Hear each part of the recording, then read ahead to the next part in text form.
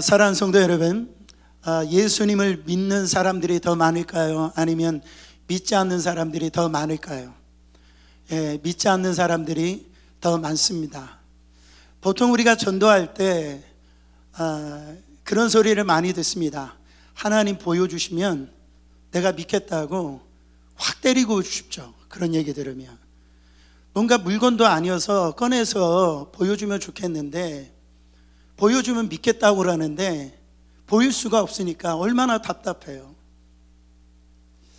근데 곰곰이 생각해 보면 안 보여서 못 믿겠다라는 말이 정상이에요? 아니면 안 보이는데 보는 게 정상이에요? 곰곰이 생각해 보면은 안 보이는데 그걸 믿고 있는 사람들이 정상이 아니잖아요. 우리 옆 사람 한번 인사해 보세요. 당신은 정상이 아니십니다. 곰곰이 생각해 보면 이해가 되는 말이죠. 그렇지 않아요? 안 보여서 안 믿는다는데 그렇지 않습니까? 그래서 세상 사람들이 믿지를 못한다는 거예요. 또 하나님을 왜 못 믿느냐? 결국은 하나님을 이해하지 못해서 못 믿어요. 우리의 삶에 여러 가지 일들이 일어나는데 그거에 대한 해석이 안 되는 일들이 일어나기 때문에 하나님을 못 믿어요. 여러분 학교 다니실 때 중학교 때인가 그 사회 시간에 선생님이 니체에 대해서 가르치셨어요. 이렇게 그래서 선생님이 니체 하면은 신은 죽었다 이렇게 가르쳐 줬잖아요. 한 학생이 수업을 받고 화장실에 들어갔더니 거기 보니까 이 글이 쓰여져 있는 거예요. 신은 죽었다, 니체. 이렇게. 다음날 가보니까 그 화장실에 또 답글이 달려 있는 거예요. 니체 너 죽었다, 신. 근데 그 다음날 화장실에 가봤더니 거기 또 댓글이 달려 있는 거예요. 둘 다 죽었다, 청소 아줌마. 여러분, 니체가 신은 죽었다라고 얘기합니다.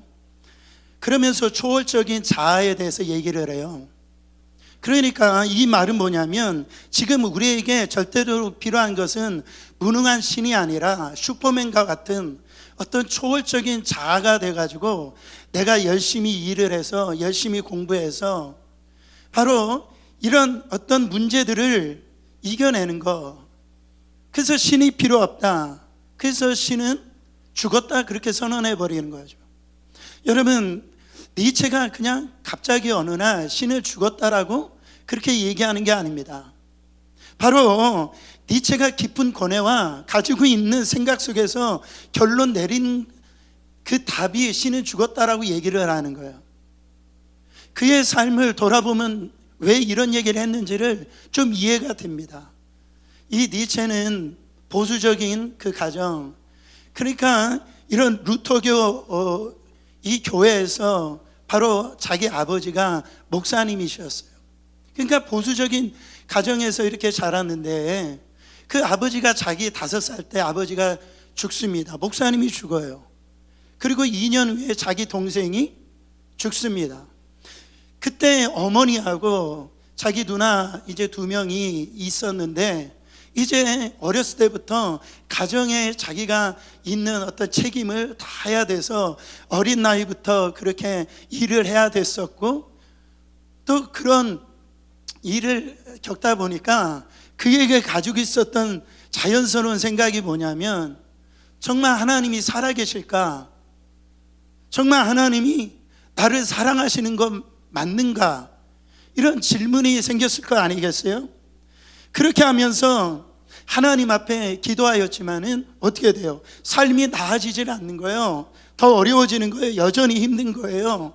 그래서 결국 그가 내린 결론이 뭐냐면 지금 내게 필요한 것은 이런 무능한 신이 아니라 바로 내가 그렇게 죽어라 기도해도 응답이 없는 그 신이 아니라 내가 이런 초월적인 자아를 가지고 바로 내가 열심히 공부하고 일하고 그래가지고 내가 이 가정의 문제 해결하고 엄마 잘 봉양하고 이 누나들을 내가 잘 살도록 만들 수 있어 라고 하는 이런 생각이 그 안에 결론으로 나오게 되어진 거라는 거죠. 여러분, 이게 니체만 그런 이야기를 할 수 있습니까? 우리의 삶 속에서도 이해되지 못하는 하나님을 우리가 경험할 때가 너무 많아요. 우리의 인생 한 걸음 한 걸음, 여러분 사실은 우리가 하나님의 섭리입니다 이렇게 고백하시잖아요. 할렐루야. 그래서 하나님 앞에 감사하시잖아요.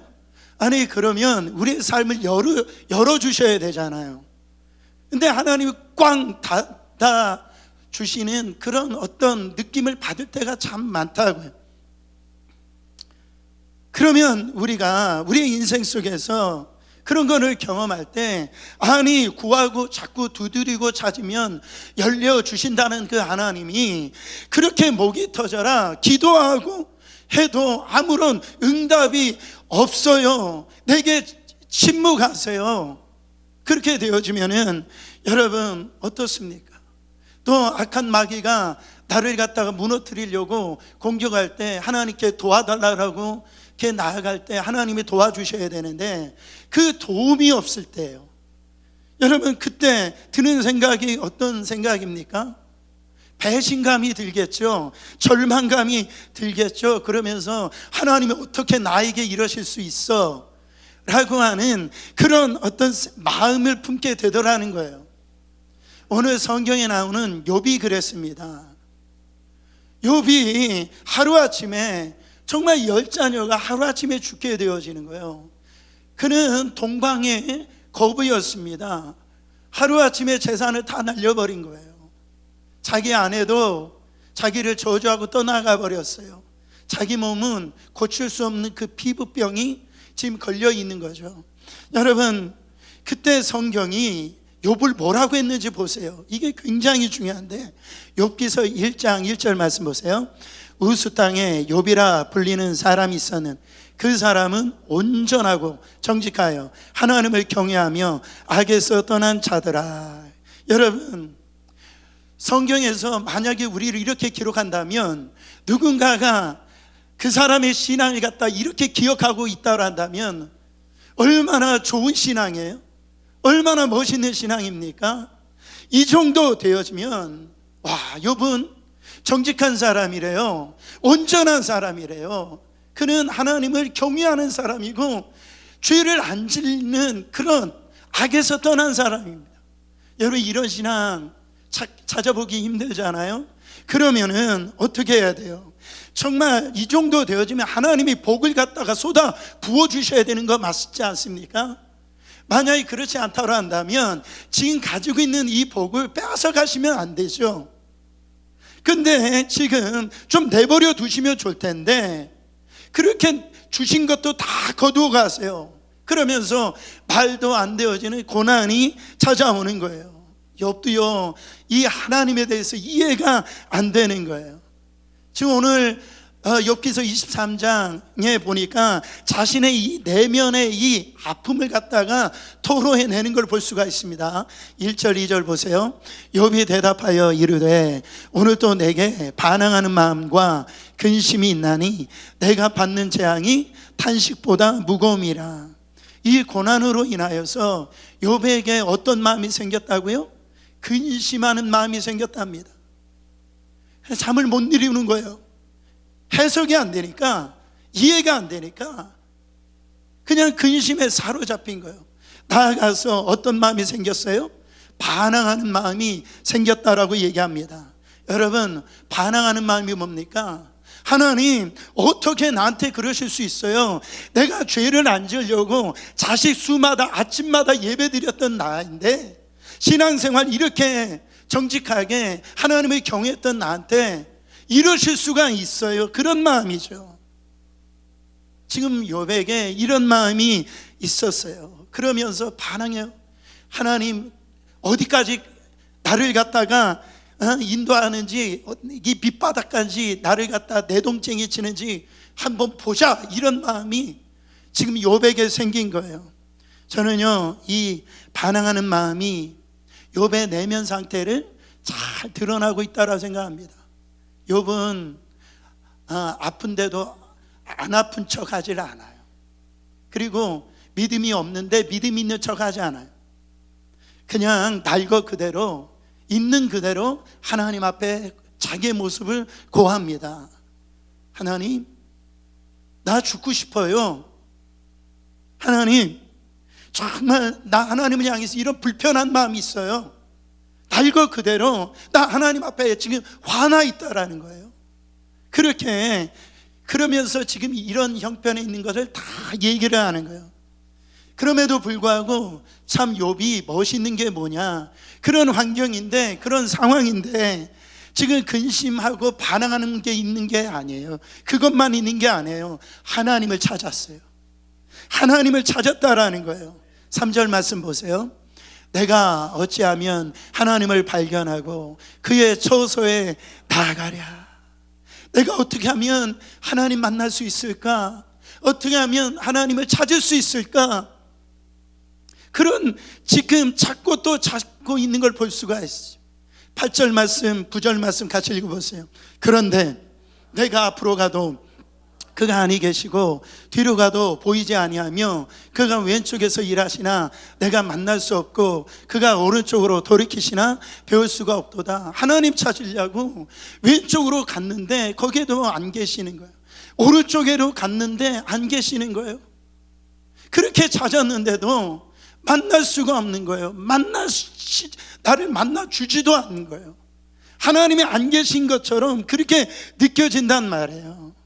여러분, 그렇게 찾았는데 그때 하나님께서 욥에게 아무런 응답을 하시지 않습니다. 여러분, 이때 욥의 마음이 어땠을까요?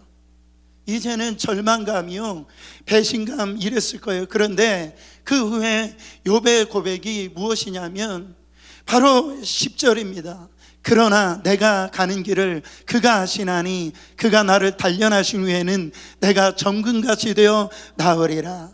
내가 그렇게 하나님을 찾고 찾아도 만날 수도 없고 만나 주시지도 않지만, 기도해도 응답이 없지만, 그러나 내가 가는 길 나는 모르지만, 왜 하나님께서 이런 일을 하시는지를 모르시지만 바로 하나님은 다 아시니까 내가 단련된 다음에 바로 이 하나님이 나를 정금같이 나오게 하실 것이다, 이 고백을 하는 거예요.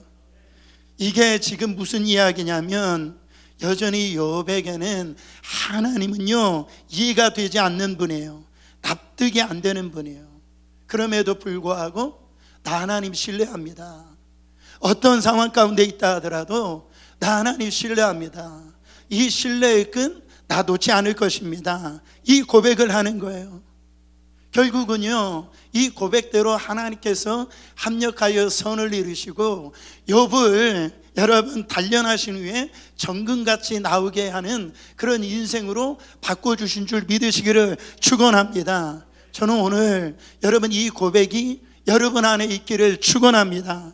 저는 성경에 나오는 여러 가지 단어 중에 기묘하심이라는 단어가 저한테는 참 은혜가 될 때가 많아요. 어떤 하심? 기묘하심. 여러분 시편 139편에 보니까 시편 기자가 하나님이 인간을 창조하셨을 때에 이 창조의 솜씨를 기묘하다 이렇게 표현합니다. 시편 139편 14절에요. 내가 주께 감사함은 나를 지으심이 심히 기묘하심이라 주께서 하시는 일이 기이함을 내 영혼이 잘 아나이다. 이거를 원어적으로 좀 가깝게 번역을 한다면 하나님이 인간을 창조하신 솜씨가 바로 인간의 능력으로는 등이 이해할 수 없다 이렇게 얘기하는. 그러니까요 하나님의 이 창조적인 솜씨가 얼마나 대단한지 인간의 능력으로는 도무지 이해가 안 되는 신묘막측한 거예요. 여러분 이게 기묘하심이라네. 그래서 이 기묘하심이라는 단어가 참 좋은 단어인데, 근데 이게 또 어떻게 쓰이느냐에 따라서 느낌이 다릅니다. 집사님 참 기묘하신데요, 그 느낌이 어때요? 그게 그래가지고 하나님께서 우리를 만드셨을 때 참 기묘하게 독특하게 만드셨어요. 우리 옆 사람에게 한번 인사해 보세요. 집사님 참 독특하세요. 그렇게 이렇게 하나님 만드셨단 말이에요. 여러분, 우리를 만드신 하나님의 솜씨가 너무 기묘하신데, 성경은요 우리를 만드신 것만 기묘하신 것이 아니라 바로 하나님께서 우리 인생 속에서 행하시는 일도 기묘하시대요. 바로 14절 다시 한번 더 읽어보세요. 내가 주께 감사함은 나를 지으심이 심히 기묘하심이라 주께서 하시는 일이 기이함을 내 영혼이 잘 아나이다. 하나님이 우리의 삶 속에서 행하시는 일도 우리 인간의 능력으로 바로 측량할 수 없는 그 기이하심으로, 기묘하심으로 우리의 삶을 인도해 가신다라는. 여러분, 우리 고난 가운데 있을 때 왜 나의 삶에 이렇게 난장판되었을까? 우리가 고난 다음에 자꾸 이유를 물어요. 그 이유를 찾는단 말이죠. 보세요. 왜 나에게 이런 고난이 찾아왔어? 이유가 뭘까? 도대체 그 이유를 찾으려고 해도 찾지를 못하는 거예요. 아무리 찾아 이해하려고 해도 이해가 안 되는 거예요. 왜냐하면 하나님의 생각이 우리의 생각과 다르기 때문에 그래요. 하나님의 생각을 어떻게 인간이 다 이해할 수 있어요? 그렇지 않습니까? 그러니까 어때요? 그냥 인간적인 생각을 하면 절망이에요. 그래서 이해가 안 되니까 여러분, 이유를 찾다 보면은 자꾸 삶이 어그러지고요, 삶이 난장판이 되어지는 겁니다. 근데 욥이 이 고난이 찾아왔을 때 처음에 어떻게 했느냐? 욥도 그랬어요. 까닭을 찾았어요. 대체 내가 하나님 뭘 잘못했기에 이러시냐고, 나에게 왜 이런 불행이 주시느냐고, 도무지 그 까닭을 찾는데 까닭을 못 찾는 거예요. 또 욥의 친구들도 마찬가지입니다. 욥이 그런 고난을 당한다니까 욥의 친구들이 와서 그 이유를 그들도 찾아요. 네가 이걸 잘못했으니까 이렇게 고난을 받는 거지, 네가 죄를 지었으니까 이런 고통이 오는 거지. 그 이야기가요 37장까지 네가 맞아 내가 맞아 이 싸움은 37장까지 지루하게 해요. 근데 이유를 찾아요? 못 찾아요? 못 찾는단 말이에요. 인생이 더 어그러지고 난장판이 되더라는 거예요. 사랑하는 성도 여러분, 우리 안에 고난이 찾아왔을 때에 우리가 거기에서 해야 된 건 뭐냐면 까닭을 찾는 게 아닙니다. 이유를 찾는 게 아니에요. 하나님을 신뢰하는 거예요. 하나님을 신뢰하는 거예요. 하나님, 이 고난 속에 우리의 생각과 하나님의 생각을 우리는 다 알 수 없겠지만 하나님이 분명한 뜻이 있을 거야. 뭔가 선하신 뜻이 있을 거야. 이거를 하나님을 신뢰한다라는 얘기예요. 이 훈련을 시키시는 거예요. 이스라엘 백성들이 가나안 40년을 하나님께서 인도하셨을 때 결국은 무슨 훈련을 시키신 거냐면 하나님이 신뢰하심 훈련을 시킨 거예요. 여러분, 하나님이 가라 그러면 가요. 하나님이 멈춰라 그러면 멈춰요. 낮에는 구름 기둥으로, 밤에는 불 기둥으로 그것만 따라가면 굶지 않고 다 살게 되더라는 거예요. 하나님이 이 하나님을 신뢰하는 이 훈련을 시키는 거예요.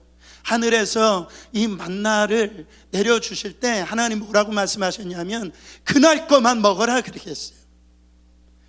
근데 사람들이 자기들이 이틀 3일칠 거를 갖다가 이 만나를 거둬들여요. 하나님 분명히 말씀하셨어요. 이틀 3일째 거둬들여 봐야 그거 다 썩어지고 냄새나서 못 먹는다. 근데 이스라엘 백성들이 이 3일치를 가지고 왔는데 결국은 어떻게 됩니까? 못 먹어요. 냄새 나가지고. 그 다음날 가서 또 그렇게 해보니까 또 그런 거예요. 그러면서 이스라엘 백성들이 어떤 생각을 갖게 되겠습니까? 아, 맞구나. 하나님을, 우리를 하루하루 하나님의 은혜로 우리를 먹여 살리시는구나. 이거를 깨닫게 되어지는 거예요. 사랑하는 성도 여러분, 그러니까 내 힘으로 자꾸 뭔가를 쌓고요, 욕심을 부리고요, 내가 뭔가를 준비하지 아니하면 내 인생 속에, 여러분, 그러지 않을지라도 우리 안에 먼저 필요한 것은 뭐냐면, 나의 생각보다 하나님의 생각을 크시니 하나님을 신뢰함으로 하나님이 기이한 방법으로 나의 인생을 인도하실 것이다. 이 반응 너무너무 중요하다라는 겁니다. 여러분, 주일 성수도 마찬가지입니다. 주일 성수하는 것도 하나님을 신뢰하는 훈련을 시키는 거예요. 여기 비즈니스 하는 분들이 있잖아요. 주일날 일하면 돈 더 벌을 수 있잖아요. 근데 문을 닫고 예배 드리러 나오신 거예요. 여기 공부하는 분들 계세요. 아니, 주일날 도서관 가고요, 공부하면 더 이 지식을 얻을 수 있지 않겠습니까? 근데 교회 나와서 예배를 이렇게 드리는 거, 뭐를 훈련시키는 거예요? 하나님을 신뢰하기. 그것이 되어지면 내가 너의 삶의 이틀치, 3일치, 일주일치 인생을 내가 다 책임져 줄 거야. 이 훈련입니다. 11조도 마찬가지예요. 저는 여러분들이 11조에 통과하시길 바랍니다. 여러분, 우리의 인생의 주인이 누구냐라는 거예요. 성경은 물질이 주인이냐 하나님이 주인이냐, 이거를 시험하시는 거예요. 그래서 주님을 신뢰하기 훈련, 바로 나의 인생의 이 주인은 우리 하나님이십니다. 그래서 물질을 의지하지 아니하고 10대 10은 다 하나님 건데 그 하나만을 나에게 드리면 내가 인생을, 너의 인생을 책임져 줄 거라고 하는 이 훈련을 시키시는 거란 말이에요. 사랑하는 성도 여러분, 다윗이 이렇게 고백합니다. 여호와는 나의 목자시니 그 다음에 내게 부족함이 없으리로다. 할렐루야. 여러분, 다윗이 뭐라고 얘기합니까? 여호와는 나의 목자다, 이렇게 얘기해요. 양은요, 목자만 따라가면 살 수 있는 겁니다. 목자의 말대로 움직이면 먹을 거 먹고 그의 삶에 부족함이 없이 사는 거예요. 그때 어떤 일이 벌어지니까 2절 말씀, 그가 나를 푸른 풀밭에 누이시며 실만한 물가로 인도하시는도다. 내 영혼을 소생시키시고 자기 이름을 위하여 의의 길로 인도하시는도다. 여러분, 그러므로 신앙은 능동태가 아니라 수동태다. 신앙은 뭐라고요? 신앙은 능동태가 아니라 수동태다. 이 말이 뭡니까? 내가 그냥 그날 나의 생각과 나의 지식으로 어떤 계획을 세워서 나의 인생을 갖다가 따라가는 것이 아니라 바로 하나님이 이끄시는 대로, 하나님의 그 말씀대로 내가 거기에 믿음으로 반응하고 나가는 삶, 하나님이 나의 인생을 인도하시는 대로 나가는 삶, 여러분, 그게 신앙생활이라는 거예요. 나는 가고 싶지 않아요. 내가 원하는 대로 가고 싶어요. 나는 내 뜻대로 살고 싶어요. 근데 하나님의 뜻이 있어요. 하나님이 명령하신 그 길이 있어요. 그렇게 이끄시는 대로 따라가는 삶, 그게 여러분 이스라엘 백성에게 훈련시켰던 모습이라고요. 여러분, 우리의 인생 속에 큰 도전이 되는 건 뭐냐면, 도전이 이해되지 않는 일들이 벌어져요. 어떻게 하나님이 이럴 수 있냐고. 그때 드는 생각이 뭐예요? 하나님이 없는 것처럼 보이고, 하나님이 나를 버리신 것처럼 보이고, 하나님이 무능력한 것처럼 보여. 이때 필요한 게 뭔지 아세요? 이해할 수 없는 그 하나님 앞에 이해할 수 없는 믿음의 고백이 필요한 거예요. 그 믿음이 필요한 거예요. 이해할 수 없는 상황에서 이해할 수 없는 믿음. 집사님, 나 같으면 그 어려움 속에서 나는 살 수가 없어. 근데 집사님, 어떻게 하나님을 찬양해? 어떻게 하나님 앞에 예배 드려? 이해할 수 없는 그 믿음에 그런 성도들을 보면 제가 막 감동해서 자빠져 넘어질 것 같아요. 이해할 수 없는 믿음, 상식적인 믿음 말고, 이런 어떤 우리 안에 지식적인 믿음 말고, 사랑하는 성도 여러분, 그 믿음 속에서 하나님이 역사하신다라는 거예요. 그 믿음 속에서 우리의 삶을 바꾸시고 인도하신다라는 겁니다. 사랑하는 성도 여러분, 나는 끝까지 주님을 신뢰합니다. 이 고백이 여러분 안에 있기를 원합니다. 욥이 그랬다고요. 내가 가는 길 이해 못하고 알지 못할지라도 바로 그가 나를 단련하신 후에 나를 정금같이 나오게 하실 것이다. 또 한 가지, 그런가 하면 우리가 영적으로 건강하면 고난도 축복이 되어진다, 이 말이에요. 고난을 통해서 내가 순금으로 정금으로 변화되기 때문에 그렇습니다. 우리가 흔히들 그런 얘기를 합니다. 아픈 만큼 성숙해진다. 그리고 고난은 변장된 축복이다. 그런 얘기를 하는데 사실은요, 여러분, 이게 아무에게나 이렇게 되는 게 아니에요. 아무에게나 이런 믿음의 선순환이 일어나는 게 아닙니다. 여러분, 고난이 만만합니까? 여러분, 고난 무섭지 않아요? 그렇잖아요. 고난 때문에 예수님 떠난 사람들이 많아요. 신약 성경 대부분 서신서인데요, 바울 서신서나 여러분이 읽어보세요. 그 초대교회 성도들이 그렇게 성령 받고 믿음이 그렇게 좋았는데 어떤 게 찾아옵니까? 고난이 찾아오는 거예요. 그때 이 초대교회 성도들이 배교가 일어났어요. 배교가. 그런 고난이 올 때 하나님을 갖다가 떠나는 일이 생겼다, 믿음을 저버리는 일이 생겼다라는 거예요. 교회들마다. 고난 만만한 게 아닙니다. 여러분, 그러나 이 고난 속에서 무너지는 사람도 있고 한순간에 와장창 그냥 인생이 여러분 깨질 수 있는데, 그러나 그거 고난을 이길 뭐만 있으면, 힘이 있으면 그 고난을 통해서 성숙해져요. 믿음이 단단해져요. 현대의학에서 그런 얘기를 합니다. 옛날에는 이 심장병, 중풍병, 암 같은 그 병 있잖아요. 이 병은 나이 들으신 분들만, 한 65세 이상 되신 분들만 이 병에 걸렸대요. 그래서 그 병을 노인병이다 그렇게 얘기했어요. 근데 시간이 흘렀어요. 이 40대 중반 젊은 사람들에게 심장병이 생기고 중풍이 생기고 그 암이 생기는 거예요. 그래서 이제는 그거를 노인병이라 못하니까 성인병이다 말로 이렇게 바꾼 거예요. 근데 놀랍게도 이 병이 이제는 어린 아이들한테도 나타난다라는 거예요. 아이들한테도 심장병이 있고 중풍이 생기고 암이 생기더라는 거예요. 그래가지고 이 병명을 이제는 노인병, 성인병 안 되니까 현대병이다 이렇게 얘기를 해요.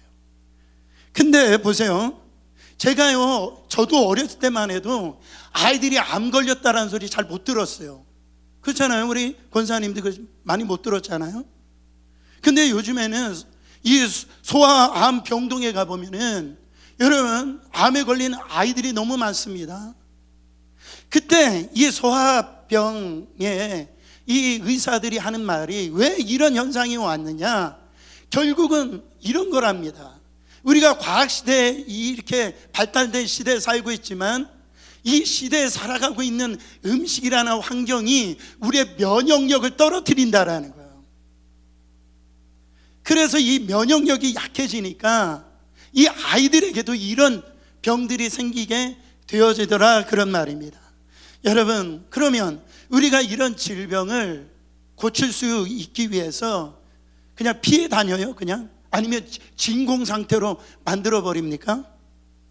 여러분, 그렇지 않죠. 못 피해 다니지 않아요. 지금 여러분, 지금 예배실 안에 여기 감기 바이러스가 많은 거 아세요? 이 병균이 이 안에 많이 있다고요. 근데 이 나쁜 병균이 있는데 어떤 사람에게는 이 질병이 나에게 영향력을 끼치고 어떤 사람은 이 바이러스가 나한테 영향력을 끼치지 않아요. 어떤 사람에게는 이 바이러스를 이길 수 있는 면역력이 있는 거예요. 근데 어떤 사람에게는 이 면역력이 없는 거예요. 그래서 중환자실에 들어갈 때 그 중환자실 안에 있는 그 환자가 면역력이 약하니까 들어갈 때 거쳐야 될 게 많이 있지 않습니까? 사랑하는 성도 여러분, 영적으로도 마찬가지예요. 고난은 성도들에게 있어서 필수입니다. 누구든지 예수 믿기로 작정한 이상은 고난이 와요. 어떤 형태로 고난이 오냐면 죄를 지어서 오는 고난도 있고, 그 다음에 하나님께서 우리의 믿음을 연단, 성숙시키기 위해서 주신 그 테스트도 있고요. 마귀가 가만히 있습니까? 우리 믿음의 생활을 갖다가 유혹하는 그런 고난이 우리 안에 올 때가 있다라는 거예요. 그러면은 성경에서 그런 영적인 공격이 있는데, 성경 말씀에 야, 너 그 고난 피해 다녀라, 이렇게 걸리지 말아라, 꽁꽁 숨어라, 이렇게 얘기합니까? 여러분, 성경에서는요 담대하래요. 두려워하지 말으래요. 싸워서 이기래요. 주님이 말씀하세요. 여러분, 무장해서 영적 투구와 갑옷을 입고요 싸워서 이기라고 얘기합니다. 왜? 내가 영적으로 강하면 그거를 이길 수 있다라는 거죠. 두려워하지 않을 수가 있다라는 겁니다. 내가 약하면 작은 공격에도요 무너지게 되어집니다. 작은 아픔에도 무너지게 되어져요. 저는 지금 이 한국 교회나 이미 교회나 마찬가지예요. 영적인 노인병 걸린 분들이 너무 많아요. 제가 볼 때는 기도의 힘을 잃어버리고, 여러분, 믿음의 야성, 복음의 야성을 너무나 잃어버렸어요. 그래가지고 시험을 얼마나 잘 드는지 몰라요. 시험에 얼마나 잘 빠지는지 몰라요. 야, 정말 그냥 이 말끝마다 나 시험 들었어요, 나 저 사람 때문에 교회 못 나오겠어요. 아니, 정말 그런 말들이 무슨 얘기를 하고 있는 거예요 도대체가? 그렇지 않아요? 이제 처음 예수 믿는 사람이야 그럴 수 있죠. 믿음이 약하니까. 근데 제가 말씀드리잖아요. 교회라고 하는 것은 죄인들이 오는 곳이에요. 그래서 교회 안에는 이상한 사람들이 많아요. 도무지 나의 상식에 떠난 사람들이 많이 있다라는 거예요, 여러분. 근데 그걸 가지고 그냥 넘어가면 되지, 그것 때문에 시험 들어가가지고요 그냥 고통 속에 있는 생활을 하는 분들이 있어요. 사실은 여러분, 우리도 처음 다 그랬어요. 여러분, 성격이 다 그랬다고, 기질이. 그래도 복음을 받아들이고 이 정도 된 거지. 그때 일을 잃어버리고 그 사람 평가하고 그 사람 판단할 이유 없잖아요. 그러느니 하고 좀 지나가는 영적인 여유가 있어야죠. 사랑하는 성도 여러분, 내가 약해서 그래요. 약해서 그렇다고요. 다른 사람 문제가 아니에요. 내가 지금 영적으로 병들어 있다라는 거예요. 영적으로 강해 보세요. 그런 어떤 일들이 일어나도 전혀 나한테 영향력을 못 끼쳐요. 저는 여러분들이, 누군가가 여러분들이 찌르잖아요. 그때 예수님이 나왔으면 좋겠어요. 그냥 같이 찌를 거예요. 그냥 막 찔러요. 그냥 내 삶이 예수로 가득 차와서 예수의 향기가 나고 예수의 성품이 나고.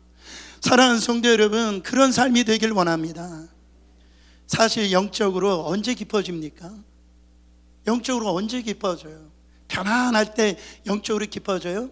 계절적으로 보면 이런 겨울이 되었을 때 이 대나무의 마디가 더 선명하게 만들어진답니다. 그래서 대나무가 쭉쭉쭉쭉 자라게 되어진다라는 거예요. 사랑하는 성도 여러분, 우리는요 그 고난이 작기만을 바라요. 그래가지고선 고만고만한 인생을 살아요. 신앙생활도 그냥 고만고만한 수준에서 끝나려고 그래요. 그래가지고 간단한 믿음, 그냥 봐도요 아슬아슬해. 어떤 분들 보면 아슬아슬해. 저분 또 불안한데 인사하다 보면 저분 또 불안해. 그냥 또 시험 들은 것 같아. 여러분, 이러지 말고 좀 뭔가 맡겨도 나 예수 안에서 나 다 할 수 있어. 에? 여러분, 이러면 좋지 않아요? 고난을 통해서 내 믿음이 더 성숙해지고 믿음이 단단해지기를 축원합니다. 자꾸 환경 바꿔달라고 하지 말고 환경을 이길 수 있는 믿음 달라고 기도하셔야죠. 그래야 세상을 이길 수 있는 거 아닙니까? 이 영적인 강건함은 하루아침에 되어지는 게 아닙니다. 우리가 하나님 앞에 무릎 꿇을 때요, 하나님 앞에 기도할 때요, 예배 드릴 때요, 그때 이 영적인 강건함이 생기는 거예요. 저는 요즘에 화요 중보기도회나 이 금요 집회에 참 감사한 게 뭐냐면, 우리 교회 젊은 우리 집사님들, 성도님들이 막 예배에 불이 붙어가지고 애기 업고 뒤에 서서 막 기도하는데요, 제가 얼마나 감격스러운지 몰라요. 이런 은혜가 계속 타오르기를 축원합니다. 제가 어제 바나바 이 모임에 가서 설교를 뭐를 했냐면 기본에 대해서 설교를 했어요. 기본. 여러분, 예루살렘 교회가 하나님 말씀을 증거할 때 베드로가 설교할 때 3,000명 5,000명이 이 교회로 들어왔다고, 교회가 날로 부흥했어요. 나중에는 셀 수가 없었단 말이죠. 근데 사도행전 6장에 보면 문제가 생깁니다. 다른 문제가 생긴 게 아니에요. 사도들이 기본이 뭡니까? 말씀 전하고 기도하는 게 목사님들, 저는 이 시대에 목사님들의 이 기도의 이 줄기가 놓쳐버리는 그 목사님들 보면 저는 마음이 아파요. 머리는 똑똑한데 많이 공부를 했는데 기도 인도할 줄을 몰라요. 다 죽어져 있어요. 그냥 성도들 뒤치다거리 하느라고, 구제 문제 가지고 바빠가지고 말씀 준비도 못하고 기도를 못하고. 누구 책임이냐 이걸 따지는 것이 아니라, 여러분, 신앙은 기본이 쌓여져 있을 때 거기에 모든 것들이 다 되어지는 거예요. 저는 여러분, 다른 어떤 것보다도 예배가 성공하시기를 축원합니다. 이게 기본이라고요. 제가 오늘 왜 이렇게 좀 흥분하는지 모르지만, 제가 예전에 신문을 보는데 한 할머니 이야기를 듣고 참 감동을 받았어요. 이분이 킬리만자로 그 산을 등정하셨대요. 나이가 75세신데. 여러분, 안 놀라는 건 제가 알고 있어요. 백두산이 2744m인데 킬리만자로 이 산이 5485m예요. 그러니까 백두산 2배예요. 몇 세? 75세에 그 산을 등정한 거예요. 그 이유를 봤더니 참 재미있는 스토리예요. 이분이 간에 문제가 생겨서 이제 병원에 치료를 받는데 치료가 안 되는 거예요. 어느 날 의사 선생님이 집에 가서 푹 쉬시라고 그렇게 얘기하는 거예요. 이게 무슨 말인지 알잖아요. 손 쓸 수가 없다라는 거 아닙니까? 그래가지고 이분이 그 충격을 받아가지고 그 다음부터 한 일이 뭐냐면, 그 앞산에 이제 산을 타기 시작을 했대요. 등산하기 시작해. 등산하다 보니까 옆산도 있는 거예요. 그래가지고 옆산도 등산하기 시작해요. 근데 이제 가는 산만 가니까 좀 지루하잖아요. 한국에 유명하다는, 이분은 한국 사람이 아니니까 하여튼 그 나라의 유명한 그 산을 갔다가 다 이렇게 등산하기 시작해서 다 정복해버린 거예요. 그러니까 어느 날 보니까 이분이 킬리만자로에 있는 이 산을 등정해버린 거예요.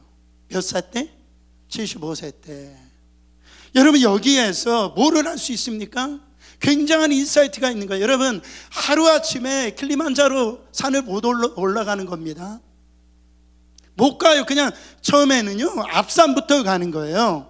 그리고 옆산 가고요. 이것이 익숙해지면 작은 산을 올라가게 되어지고 마침내 킬리만자로 산을 갔다가 정복하는 겁니다. 사실 여러분, 기도가 처음부터 잘 돼요? 처음에 잘 안 돼요. 그러다 이게 5분이 되어지고 10분이 되어지고, 이게 영적인 강건함이 생기기 시작해요. 말씀도 마찬가지입니다. 말씀을 읽으라고 그러면 하도 박 목사님, 제가 읽으라고 하니까 할 수 없어서 이렇게 억지로 읽지만은, 그러다 말씀 읽다가 그냥 졸고 그러지만은, 여러분, 어느 순간 이게 경험이 되어진다니까. 말씀이 내 눈앞에 탁 튀어나오는 시간이 있어요. 그 한 장을 못 넘겨요. 너무 막 은혜가 되어져 가지고 눈물이 쏟아져 가지고요. 그런 역사 일어나기를 축원합니다. 이게 쌓이고 쌓이고 쌓여졌을 때 영적인 강건함이 생기는 거예요, 여러분. 사랑하는 성도 여러분, 제가 굳이 이 보약도 마찬가지예요. 보약 처음에 먹는다고 불끈거려요? 저 안 그렇더라고요. 보약 먹다 보니까 어느 순간에 그 보약의 약효를 느끼는 거 아닙니까? 사랑하는 성도 여러분, 말씀을 정리하겠습니다. 모든 고난이 사람을 다 무너뜨리는 게 아닙니다. 고난 때문에 무너지는 사람도 있지만 오히려 고난 때문에 성숙해지는 사람이 있어요. 믿음이 단단해지는 사람이 있어요. 그 고난을 통해서 삶이 정금처럼 변화되는 인생도 있어요. 어떤 인생이요? 영적인 강건함이 있는 인생, 고난과 싸워서 이길 수 있는 인생입니다. 저는 우리 사랑하는 성도님들이 그런 인생이 되길 원해요. 그래서 고난이 올수록 고난을 먹고 자라고, 또 고난을 먹고 자라고, 고난이 우리 영혼의 영양분이 되어지고 우리에게 도전이 되어지고, 할렐루야. 그래서 하나님이 이 고난에 무너지는 인생이 아니라 바로 이 고난을 딛고 일어서서 앞으로 나가는 인생 되길 원합니다. 저는요, 우리는 내일 다 알 수가 없어요. 내일 무슨 일이 날지 누가 알 수 있는 게 어디 있어요. 그러나 그 길을 우리가 기대하는 건 뭡니까? 하나님을 신뢰하기 때문에 그래요. 하나님의 선하심을 우리가 믿기 때문에 그래요. 오늘 고난이 있지만 내일 하나님이 나의 삶을 인도하실 거라고 하는 우리 하나님의 이 신실하심, 끝까지 주님을 신뢰하셔서 고난의 길을 넘어 천금같이 나오는 저와 여러분 되시기를 축원합니다.